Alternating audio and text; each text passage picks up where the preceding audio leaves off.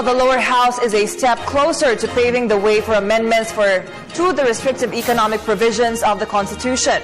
This with the approval on second reading of a resolution authored by Speaker Sonny Belmonte.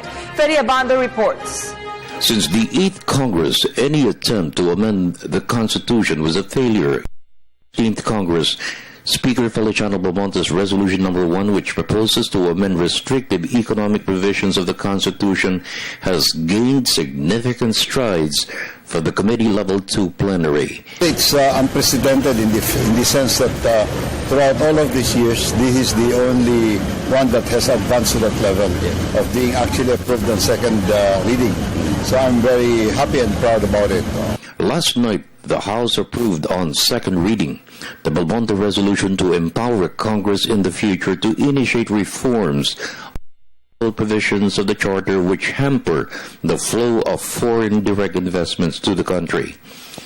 The resolution provides for the insertion of the phrase "unless otherwise provided for by law" in some sections of Article 12 on national economy and patrimony, Article 14 on education, science and technology, arts, culture and sports, and Article 16, which means the constitutional restrictions on foreign ownership until such time Congress can enact laws to lift the restrictions. The Belmonte resolution has the support of the Philippine Business Group and the Joint Foreign Chambers of Commerce in the Philippines. It's one of two measures in the legislative agenda of the House to boost foreign direct investments. Recently, the Fair Competition Law was passed to level the playing field for business in the country. Speaker Belmonte stressed these two measures will improve the Philippines' rankings for FDIs in ASEAN and even Asia. Last year, it reached almost $6 billion. Belmonte stressed it's a must for growth and alleviation. Ito ginagawa natin to para sa ordinaryong tao. Dahil sa iniimbita natin, in effect, sinasabi natin sa buong mundo na hindi kami closed economy. Kami welcoming economy. Gusto namin, welcome namin yung mga foreign direct investments. Alam niyo, tayo kulelat sa Asia, sa ASEAN on this thing, and yet we should be number one. But we aren't. At because ang kala nila, ayaw natin sa kanila.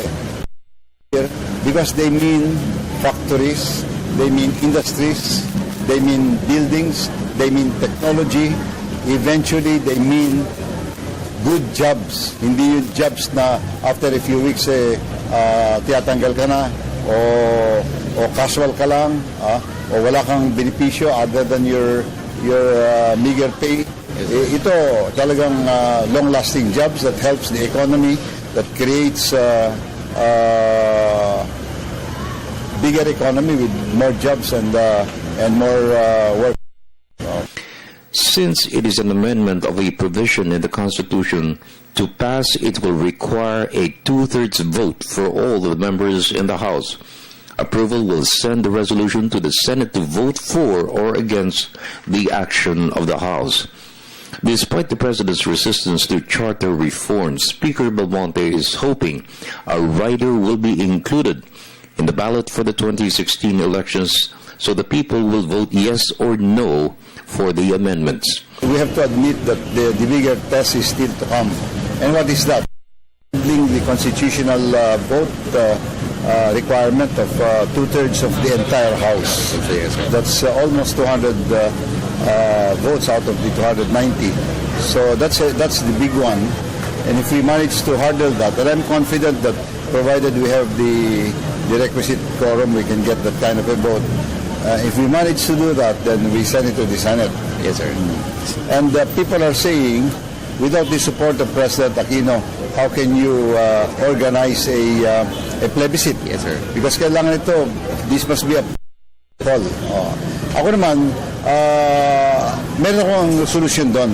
Gagawin kong rider doon sa balota sa 2016 election. For the People's Television Network, this is Freddie Abando reporting.